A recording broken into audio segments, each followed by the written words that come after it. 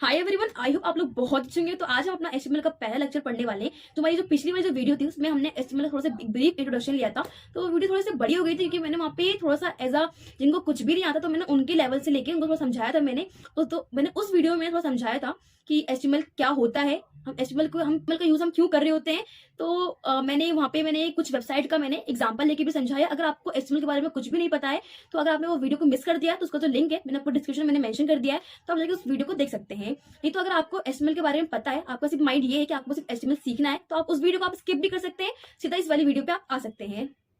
अपने एचटीएमएल का यूज कैसे करते हैं, हम अपने एचटीएमएल के थ्रू हम कैसे अपने वेब पेज पे जैसे जो कंटेंट शो हो रहे होते हैं, कभी आपने वेब पेज को देखा होगा तो वहाँ पे आपने देखा होगा कि वहाँ पे कुछ इमेज होता है, कुछ लोगो होता है ना, कुछ पैराग्राफ, कुछ टेक्स्ट होता है, तो वो सारे जो एलिमेंट होते हैं वो कैसे क्रिएट कर रहे होंगे हम। तो वही सब कुछ हम देखने वाले हैं अपने इस एचटीएमएल। तो आज के लेक्चर में वीडियो थोड़ी सी अच्छी लगती है तो आप इसको जरूर लाइक करना, क्योंकि मैंने बहुत मेहनत की है वीडियो को रिकॉर्ड करने में, इसको एडिट करने में। तो जरूर इसको प्लीज इसको लाइक करना और जरूर इसको शेयर करना। चलते हैं अपने लेक्चर पे। हम एचटीएमएल एलिमेंट क्या होता है, हम शुरुआत करने वाले हैं अपने एचटीएमएल एलिमेंट के टॉपिक से। तो standard element that browser recognise, इसका ये मतलब है कि वैसे एलिमेंट जो कि ब्राउजर को पता होता है। जैसे कि अगर मैं एक एग्जांपल लूं, मैं यहाँ पे एक वेबसाइट का एग्जांपल ले रही हूँ। तो एक इग्नू की वेबसाइट है, जहाँ से मैं बीसीए कर रही हूँ, थर्ड ईयर स्टूडेंट हूँ मैं। इसमें मैंने राइट करके इस पैक पे क्लिक किया और इस वाले आइकन पे मैंने क्लिक किया है। तो आपको इस वेबसाइट पे बहुत कुछ दिख रहा होगा, है ना। यहाँ पे एक इग्नू का एक इमेज का लोगो दिख रहा होगा, एक यहाँ पे आपको टेक्स्ट दिख रहा होगा, Indira Gandhi national open university. आपको यहाँ पे भी इमेज दिख रही होगी, यहाँ पे आपको इनपुट दिख रहा होगा कि कुछ सर्च का ऑप्शन आ रहा है, सर्च का आइकन आ रहा है, कुछ यहाँ पे से लिंक दे रखे हैं हमें, अबाउट सब कुछ हमें नेविगेशन दे रखा है, यहाँ पे कुछ बटन दे रखे हैं हमें, एक डाउनलोड का बटन दे रखा है, और यहाँ पे छोटा सा कुछ हमें दे रखा है, फॉर्म बना के दे रखा है, जहाँ पे हमें अपना इनरोलमेंट नंबर हम पुट कर रहे होंगे, प्रोग्राम पुट कर रहे होंगे। तो इस सबको हम क्या बोलते हैं, अपना एक एलिमेंट बोलते हैं। अपनी वेबसाइट की ये हमारे एलिमेंट है कि यहाँ पे एक इमेज एलिमेंट बन रखा है, एक इमेज एलिमेंट का यूज कर रखा है, यहाँ पे कुछ हेडिंग एलिमेंट का यूज कर रखा होगा, यहाँ पे कुछ बटन एलिमेंट का यूज कर रखा हो। तो इन सभी को अपना एक एलिमेंट बोलते हैं। और इन एलिमेंट को बनाने के लिए हम किसका यूज करते हैं, जो भी हमारे वेब पेज पे जो भी दिख रहा होता है, paragraph, heading, image, link, button, table, form, वो सब कुछ क्या होता है, हमारे एक वेब पेज का एक एलिमेंट कहलाता है। और उन एलिमेंट को बनाने के लिए हमारे पास कुछ स्पेसिफिक एचटीएमएल टैग्स होते हैं। The component used to design the structure of website are called HTML tag. मतलब इसके हमारे पास अगर मुझे किसी वेबसाइट पे मुझे इमेज लगानी है तो उसके लिए एक अलग टैग होगा मेरे पास। अगर मुझे लगाना है, पैराग्राफ लगाना है, तो उसके लिए मेरे पास एक अलग टैग होगा। एक मुझे हेडिंग लगानी है तो उसके लिए एक अलग टैग होगा। एक मुझे फॉर्म बनाना है तो उसके लिए भी मेरे पास एक अलग टैग होगा। ठीक, आपको समझ में आ गया होगा कि एक एचटीएमएल एलिमेंट किसे कहते हैं। और उन एचटीएमएल एलिमेंट को बनाने के लिए हमें किसका यूज करना पड़ता है, अपने एचटीएमएल टैग्स का यूज करना पड़ता है। तो एचटीएमएल टैग क्या होता है, a container for some content or other tag. एक ऐसा कंटेनर होता है जो कि हमें शो हो रहा होता है। जैसे कि मुझे अभी इस वेबसाइट पे जो भी मेरे पास यहाँ पे एलिमेंट है, जो भी मुझे यहाँ पे दिख रहा होगा, ये लेबल दिख रहा होगा इंदिरा गांधी नेशनल यूनिवर्सिटी, तो मुझे कंटेनर दिख रहा होगा ना, ब्लू ब्लू सा। एक यहाँ पे इमेज जो आ रही लोगो, उसमें भी कुछ ब्लू ब्लू सा कंटेनर दिख रहा होगा। तो हम अपने एचटीएमएल टैग को एक कंटेनर के रूप में समझते हैं, मतलब एक स्क्वायर बॉक्स के रूप में समझते हैं हम, कि वो एक ऐसा कंटेनर है जो कि अपने अंदर कुछ कंटेंट लेके चलता है, और उन कंटेंट के साथ वो अपने अंदर और भी टैग को रख सकता है। जैसे कि मैं एग्जांपल लेके चल रही हूँ, जैसे कि यहाँ पे मैंने पी टैग लग रखा है। पी टैग हम लगाते हैं अपने पैराग्राफ के लिए। यहाँ पे एक पैराग्राफ टैग लग रखा है, और उस पैराग्राफ टैग के अंदर भी एक बी टैग का यूज किया गया है। तो वो जो बी टैग है वो किस लिए किया गया है, टेक्स्ट को बोल्ड दिखाने के लिए। तो एक ऐसा कंटेनर समझो, हमारे जो एचटीएमएल टैग होते हैं वो एक कंटेनर होते हैं जो कि अपने अंदर कुछ कंटेंट को स्टोर करते हैं और कुछ और टैग को भी स्टोर कर सकते हैं।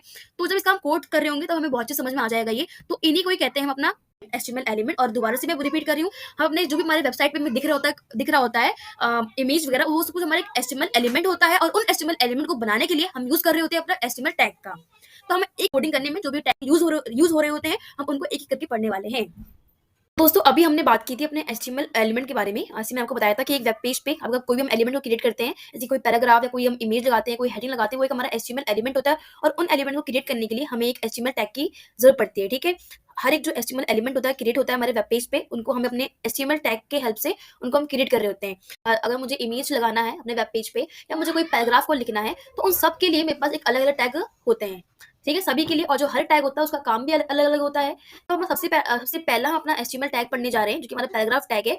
अगर मुझे अपने वेब पेज पे कोई भी पैराग्राफ को दिखाना है, तो मैं अपना पी टैग का यूज करूंगी। तो कैसे हम इसको यूज कर रहे होते हैं, तो इसको हम यूज कर रहे होते हैं अपना, पहले पी टैग को हम ओपन करते हैं कुछ इस तरीके से। फिर उसमें जो भी हमारा कंटेंट होता है, जो भी हमारा टेक्स्ट में डालना होता है, उसको लिखते हैं, और फिर अपने लास्ट में जाके अपने पी टैग को हम क्लोज कर रहे होते हैं। ये बात जरूर याद रखना, जो भी हम टैग को ओपन करेंगे, हमारे पास दो तरीके के टैग होते हैं, जो कि एक वो टैग होता है जो कि ओपन और क्लोज दोनों हो रहा होता है, और एक टैग वो होता है जो कि सिर्फ ओपन हो रहा होता है। तो अभी हम उस टैग को भी हम देखेंगे बाद में, कि जो सिर्फ ओपन ही हो रहा होता है उसको हम बंद नहीं कर रहे होते हैं दोस्तों। ठीक है, अभी हम अपना वो टैग देख रहे होंगे यहाँ पे, जो कि ओपन और क्लोज दोनों हो रहा होगा। ओपन का मतलब ये है कि जो मेरा पैराग्राफ है अभी यहाँ से शुरुआत हो रहा है, फिर उसके अंदर अपना टेक्स्ट को फिल कर देते हैं, जो मेरा इसको अपना कंटेंट कहते हैं। और फिर अपने अगर जब मेरे यहाँ पे जो टेक्स्ट है वो बस उसका एंड हो गया है, तो उसके एंड में अपने यहाँ पैराग्राफ टैग को यहाँ पे बंद कर देते हैं।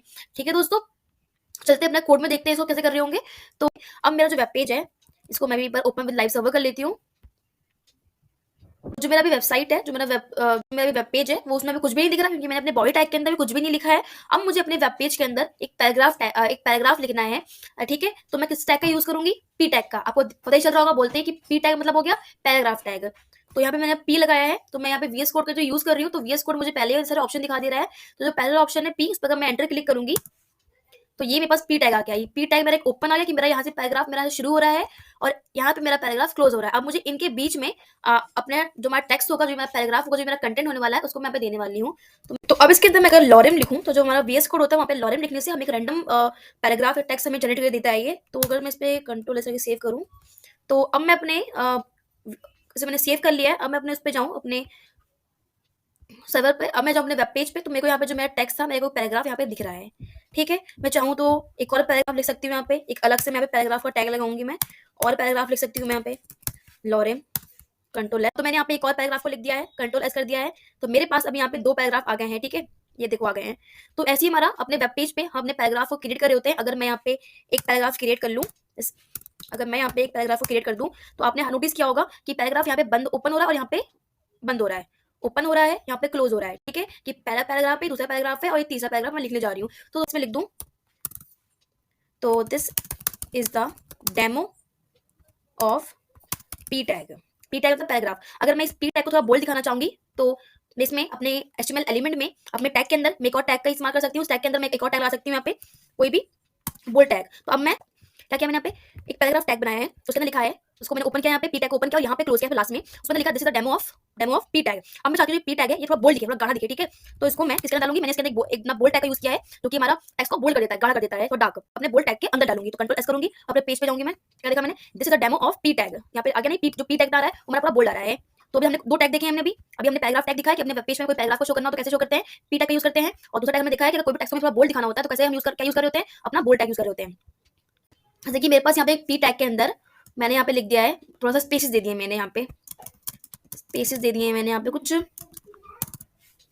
मैं से कंट्रोल सेव करूंगी, तो अभी तो मेरा जो यहाँ पे फॉर्मेटिंग जो डिफॉल्ट फॉर्मेटिंग वो ऑन है, तो इसलिए मेरा जो पूरा कोड है वो फॉर्मेट हो जा रहा है। ठीक है, तो अगर आपके पास अगर आप चाहें भी पैराग्राफ के अंदर थोड़ी सी स्पेसिंग देना, तो वो अलाउ नहीं है, क्योंकि हमारा जो ब्राउजर होता है वो हमारी जो भी हमारी स्पेसिंग होती है पैराग्राफ टैग के अंदर, वो उसको इग्नोर कर देता है। तो अगर हमें थोड़ा सा भी अपना पैराग्राफ में थोड़ा सा भी हमें अगर स्पेसिंग ही देनी पड़ती है कि मेरा टेक्स्ट थोड़ा स्पेसिंग उसमें हो, थोड़ा सा ऐसा कुछ इस तरह दिख रहा हो, है ना, पेज पे कोई भी टेक्स्ट को दिखाना हो कुछ इस फॉर्म में, थोड़ा सा यहाँ पे स्पेसिंग आ रही है ना, एक लाइन में सब कुछ नहीं आ रहा है, थोड़ा सा स्टार्टिंग पहला कुछ लाइन आ रही है, फिर कुछ बीच में कुछ कंटेंट आ रहा है, फिर कुछ स्पेसिंग आ रही है ना। अगर मुझे कुछ इस तरह दिखाना होगा अपने वेब पेज में, तो मैं इसको पैराग्राफ की हेल्प से नहीं कर सकती, क्योंकि पैराग्राफ टैग में जो भी हमारा जो ब्राउजर होता है, अगर आप उसमें कोई भी स्पेसिंग को लिखते हैं ना, तो हमारा जो ब्राउजर होता है वो हमारी स्पेसिंग को इग्नोर कर देता है, और हमारा जो भी हमारा टेक्स्ट में डिस्प्ले हो रहा होता है, तो उसमें कुछ भी हमें स्पेसिंग नहीं शो हो रही होती है।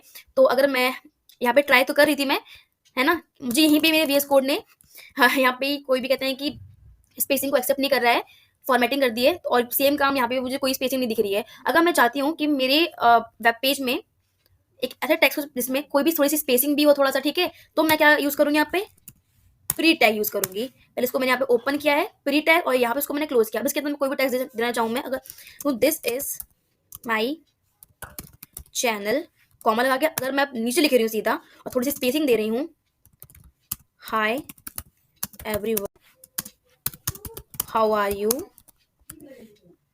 अब मैं थोड़ी सी स्पेसिंग दे रही हूँ, अगेन कंट्रोल Z का दब क्या। अब मैं यहाँ पे थोड़ी सी और स्पेसिंग दे रही हूँ, तो यहाँ पर टेक्स्ट देती हूँ लॉरेम डाल के। अब से मैं कंट्रोल S करूंगी, तो मैं जैसे कंट्रोल S करके मैंने सेव किया है, तो मैंने क्या देखा कि जो मेरी यहाँ पे स्पेसिंग थी, जो डॉटेड डॉट जो स्पेसिंग थी, वो मैंने वो जब मैंने इसे कंट्रोल S किया है, तो जो मेरे यहाँ पे जो मेरी भी यहाँ पे स्पेसिंग आ रही है मेरे टेक्स्ट के अंदर, वो कुछ भी यहाँ पे फॉर्मेटिंग नहीं हुई है ना। अभी जो मैं इसको मैं अपने मैं अपने वेब पेज पे इसका डिस्प्ले हो रहा होगा, तो वो भी इसी फॉर्म में ही डिस्प्ले हो रहा होगा। यहाँ पे कोई भी फॉर्मेटिंग नहीं हुई, क्योंकि अगर मुझे अपने टेक्स्ट में देखो, ये रहा, इसका जो थोड़ा टेक्स्ट भी है उसका भी थोड़ा सा स्टाइल थोड़ा सा भी अलग है। तो कैसे आ रही है, this is my channel, hi everyone how are you, lorem करके हमारा टेक्स्ट भी आ रहा है। ठीक है, यहाँ पे तो आपको कुछ मैंने स्पेसिंग दी, तो वो स्पेसिंग भी काउंट हुई है, वो स्पेसिंग को ब्राउजर ने इग्नोर नहीं किया है।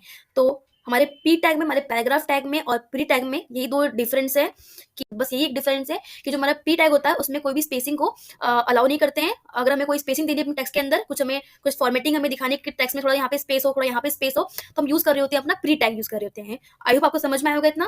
तो ये था हमारा पी टैग, सिर्फ नॉर्मल टेक्स्ट के लिए लगाते हैं, और जो मेरा यहाँ पे प्री टैग था उसको हम लगाते हैं थोड़ा सा हमारा जो भी मेरा फॉन्ट हो, जो भी मेरा पैराग्राफ हो, थोड़ा सा जब मुझे स्पेसिंग चाहिए होगी उसके अंदर, तो मैं लगा रही होंगी यहाँ पे प्री टैग लगा रही होंगी। आई होप आपको तो समझ में आया होगा। अब हम समझने वाले हैं अपना थर्ड टैग, एचटीएमएल टैग है, जो कि हमारे हेडिंग टैग है।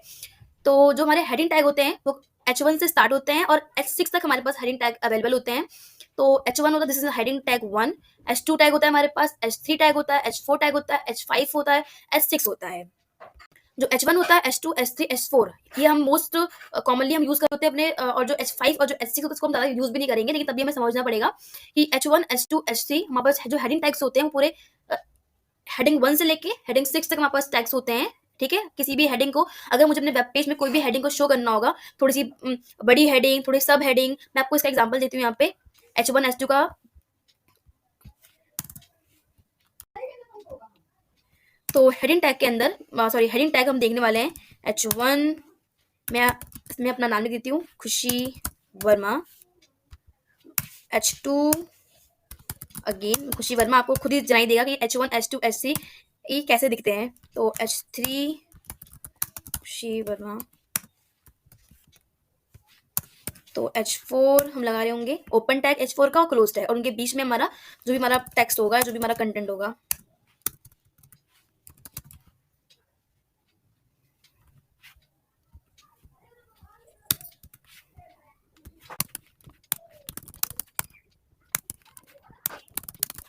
अभी जो हेडिंग्स थी H1, H2, H3, H4, H5 ऐसे को मैंने लिख दिया है, क्योंकि इनमें जो डिफरेंस है वो आपको जब ये पेज पे डिस्प्ले होंगे आपको खुद ही समझ में आ जाएगा। अगर मैं कंट्रोल S करूँ और यहाँ पे देखूँ, जो मेरा हेडिंग 1 था वो सबसे ज़्यादा बड़ा और सबसे ज़्यादा दिख रहा है साइज में, है ना। जो मेरा हेडिंग 2 था वो थोड़ा सा छोटा दिख रहा है, जो मेरा हेडिंग 3 था वो थोड़ा सा और छोटा दिख रहा है, जो मेरा हेडिंग 4 था वो एकदम नॉर्मल टेक्स्ट दिख रहा है। ऐसे ही हमारा जो हेडिंग 5 था वो थोड़ा सा और छोटा, और जो मेरी हेडिंग 6 थी वो बहुत छोटी। तो मोस्टली हम यूज़ कर रहे होते हैं अपना हेडिंग 1, हेडिंग 2, हेडिंग 3, हेडिंग 4 तक हम ज़्यादातर अपने वेब पेजेस पे यूज़ कर रहे होते हैं। तो अगर जो मैं वेब पेज डिज़ाइन कर रही होंगी उस पर जो भी मेरी मेन हेडिंग होने वाली है उसको हम हमेशा H1 से दिखाएंगे। ठीक है, H1 से, कि जो भी मुझे अपना टेक्स्ट को बहुत ही बड़ा दिखाना है, बोल्ड दिखाना है ना, तो उसको हम अपना हेडिंग 1 से हम शो कर रहे होंगे। अगर मुझे उस पर कोई सब हेडिंग प्रोवाइड करनी है, ठीक है, तो मैं यहाँ पे H2 लगा दे रही होंगी। अगर मुझे उस सब हेडिंग की भी कुछ और हेडिंग मुझे देनी होगी तो यहाँ पे H3 लगा दूंगी, कुछ H4 लगा दूंगी, है ना। मोस्टली हम यूज कर रहे होते हैं हेडिंग 1, हेडिंग 2, हेडिंग 3, हेडिंग 4। तो जो भी मेरा हेडिंग 1, हेडिंग 2, हेडिंग 3, हेडिंग 4 हम मोस्टली हम यूज़ करेंगे आने वाले जो भी हम वेब पेज डिज़ाइन कर रहे होंगे तो उसमें हम यही चीज़ें यूज़ कर रहे होंगे। तो ये था हमारा हेडिंग टैग, जिसके अंदर अपने हम हेडिंग को डिफाइन कर रहे होते हैं। अपने किसी वेब पेज में अगर मुझे हेडिंग देनी है, अगर जैसे कि मैं यहाँ पे जो आपको HTML टैग पढ़ा रही हूँ, तो मैं अपने बॉडी टैग के जस्ट नीचे मैं यहाँ पे लिखूंगी हेडिंग 1 डालूंगी यहाँ पे, और क्या डालूंगी यहाँ पे मैं HTML टैग्स। कंट्रोल S कर दूंगी तो मेरे पास यहाँ पे HTML टैग्स लिखा हुआ है। तो हम पढ़ रहे हैं यहाँ पे HTML टैग।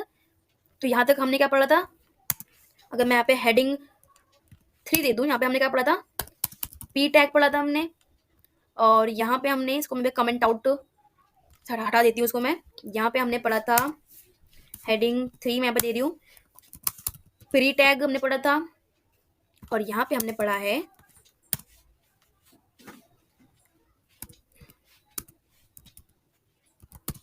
Heading tags. तो हमारे वेब पेज पे बेसिक कंटेंट शो हो रहा होगा।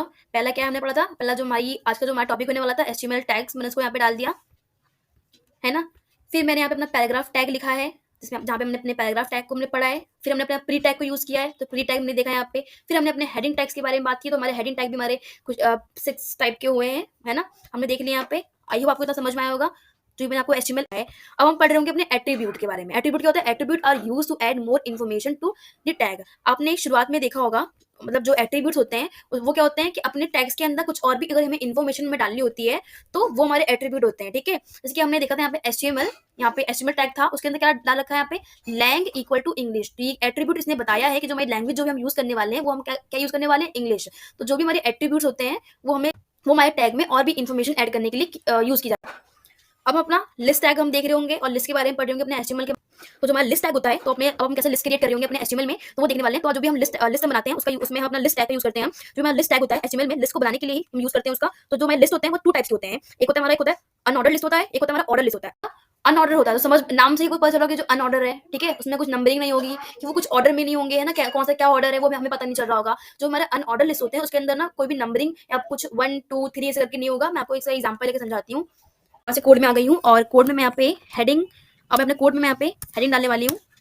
तो यहाँ पे लिखने वाली हूँ मैं अनऑर्डर लिस्ट। पहले हम अपना अनऑर्डर लिस्ट देखने वाले हैं।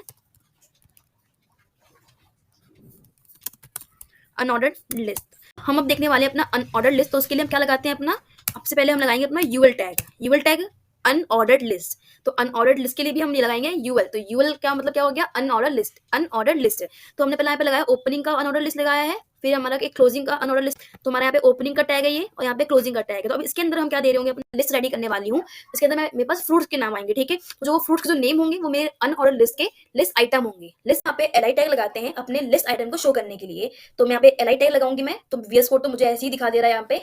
तो अगर मैं अपना एलआई टैग और उसको ओपन और क्लोज, तो वो वीएस कोड की फंक्शनलिटी है कि मैं कोई टैग लिखती हूँ तो जो क्लोजिंग वाला टैग होता है वो अपने आप ही ऑटोमेटिकली कोड को फिल कर देता है। इसलिए मुझे वीएस कोड यूज करना बहुत ही पसंद है यार। तो एलआई टैग के अंदर मैं अब अपना पहला लिस्ट आइटम देने वाली हूँ। तो मैंने यहाँ पे लिस्ट आइटम टैग लगा दिए हैं कि मेरा पहला लिस्ट आइटम होने वाला है। अब इसके अंदर मैं अपना सबसे पहला फ्रूट का नेम देने वाली हूँ, एप्पल। अब पहला मेरे यहाँ पे एप्पल आ गया है। अब मैं एक और डालने वाली हूँ अपना लिस्ट में आइटम, ऑरेंज। एक और लिस्ट आइटम अपनी लिस्ट में मैं एक और फ्रूट का नाम चाहती हूँ ऐड करूँ, तो बनाना। मेरे कुछ और लिस्ट आइटम में कौन कौन से मेरी लिस्ट में, एक ऑरेंज को मैंने लिखा है, एक और एप्पल को लिखा है, एक बनाना को लिखा है, एक मैंगो भी लिख देते हैं हम। अब मैं इसे कंट्रोल एस करके सेव करूंगी तो मेरे कोड में कैसा आएगा, ये भी जादू बनाना, एप्पल, ऑरेंज, बनाना, मैंगो। तो ये हमारा प्रिंट हो चुका है, हमारी जो हमारी लिस्ट थी है ना। तो उससे आपने नोटिस किया होगा जो हमारी जो लिस्ट है वो बुलेट पॉइंट्स में आ रही है। अब इसमें मुझे ये नहीं पता कि कौन सा पहले नंबर पे कौन सा, कुछ यहाँ पे नंबरिंग नहीं आ रही है ना, कुछ यहाँ पे कुछ दे नहीं रखा है इन सबको कि पहले नंबर पे ये, फिर 2, फिर 3। तो ये होती है हमारी अनऑर्डर्ड लिस्ट होती है, क्योंकि बुलेट पॉइंट में शो हो रही है। अगर मैं चाहूँ कि मैं इन बुलेट पॉइंट का थोड़ा चेंज करके जो इनका शेप है मैं बदल सकूँ, तो कुछ ही शेप होते हैं आई थिंक जिनको हम चेंज करें। तो यहाँ पे मेरे पास पीपीटी, तो मेरी पीपीटी के अंदर यहाँ पे कुछ नोट्स हैं, क्योंकि हम अपने जो इनमें जो अपने चेंजेस को हम परफॉर्म कर रहे होंगे अपने टाइप एट्रीब्यूट लगा के। अभी तो मैंने आपको एट्रीब्यूट पढ़ाया था, क्या बताया था मैंने आपको एट्रीब्यूट के बारे में, कि हम अपने टेक्स्ट के अंदर कुछ एक्स्ट्रा इन्फॉर्मेशन को ऐड कर रहे होते हैं, ठीक है। अगर मैं यहाँ पे टाइप में लिखूं, अगर मैं अपने यूएल के अंदर जाऊं और मैं यहाँ पे टाइप लिखूं, अगर मैं अब मैंने यहाँ पे अपने यूएल टैग के अंदर मैं टाइप को डिफाइन किया यहाँ पे। तो टाइप के अंदर मैं यहाँ पे लिखूं डिस्क, तो कंट्रोल एस करूं, तो मेरे पास यहाँ पे ब्लड पॉइंट तो वही सेम की सेम ही है। अगर मैं इसको यहाँ पे स्क्वायर कर दूं, स्क्वायर, तो जो मेरे यहाँ पे जो ब्लड पॉइंट का शेप था वो स्क्वायर हो चुका है ना। तो कुछ ही आई थिंक है शेप जो हम यूज कर सकते हैं। तो अब आगे बढ़ते हैं अपने, ये होते हैं हमारे एट्रीब्यूट्स। हमने क्या किया अपने यूएल टैग के अंदर हमने एक एक्स्ट्रा इन्फॉर्मेशन दी है ना, कि जो मेरे यहाँ पे जो मेरी अनऑर्डर जो लिस्ट होने वाली है, उसका जो टाइप होने वाला है वो स्क्वायर होने वाला है। मतलब जो भी अभी तक मेरे पास गोल गोल ब्लड पॉइंट्स आ रहे थे ना, तो उनका शेप बदल के हो गया, यहाँ पे स्क्वायर हो गया है। तो यही होता है एट्रीब्यूट, आपको समझ में आया होगा। तो अब मैं आपको समझाने, अब हम देखने वाले हैं अपना ऑर्डर लिस्ट देखने वाले हैं। तो मैं यहाँ पे एक अलग से हेडिंग डाल रही हूँ। तो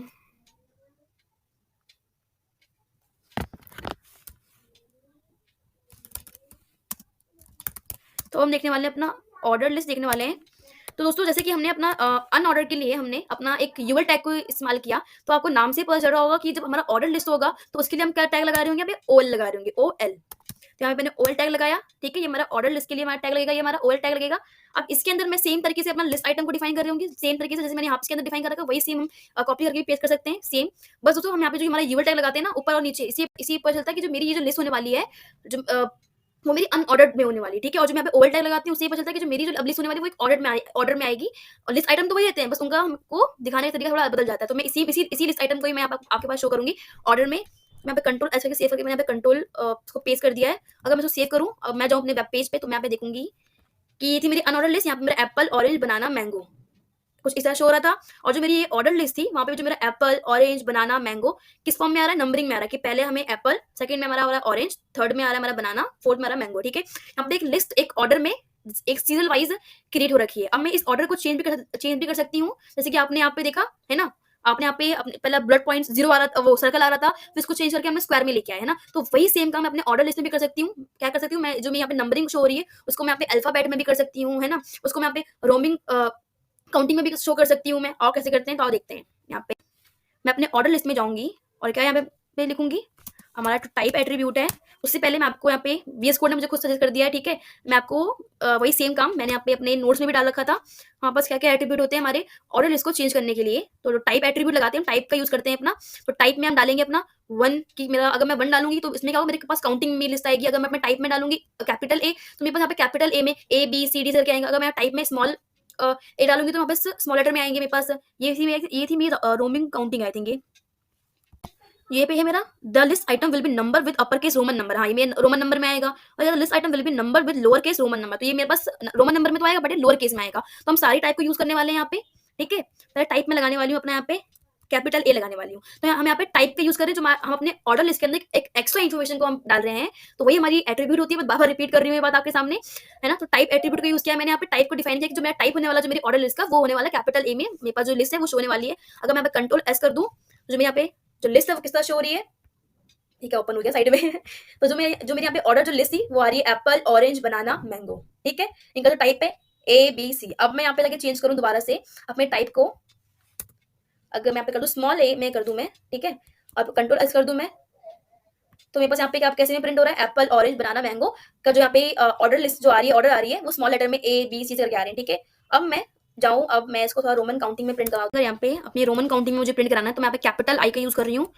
तो मैं पहली बार यूज कर रही हूँ यार टाइप एट्रीब्यूट, तो मैं तो डिफाइन नहीं करती, मैं समझाने के लिए कर रही हूँ। तो यार रोमन काउंटिंग में आ गया फर्स्ट, सेकंड, थर्ड, फोर्थ में, ठीक है। अगर मैं इसमें स्मॉल आई का यूज करूँ तो स्मॉल लेटर में आएगा मेरा Roman counting I think. Control S कर दूं मैं, तो ये रहा, सेम ये काम हो गया ना, आ गया। आई होप दोस्तों आपको जो मेरा शुरुआती जो हमारा लेक्चर था HTML हमें जो हमने पढ़ा है आपको समझ में आया होगा। तो हमने क्या क्या पढ़ लिया था अभी तक हमने क्या क्या पढ़ लिया।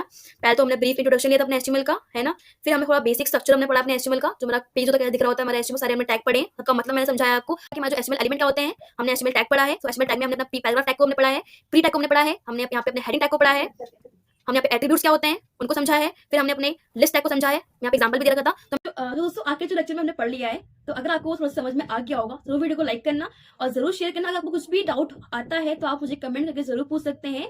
और अगर आपने इस चैनल को सब्सक्राइब नहीं किया है तो अभी कभी कर दीजिए प्लीज, क्योंकि मेरे को थोड़ा सा मोटिवेशन मिलता है। अगर एक भी सब्सक्राइबर बढ़ता है मेरे चैनल पे तो मुझे लगता है कि मैं आगे और अच्छी सी वीडियो में बनाऊं। और मैं चाहती हूँ कि मैं आगे भी और बहुत सारे अपने प्रोजेक्ट के मैं ट्यूटोरियल लेके आऊँ अपने चैनल पे। तो जरूर उसको लाइक करना, जरूर उसको शेयर करना। दोस्तों मिलते हैं नेक्स्ट लेक्चर में।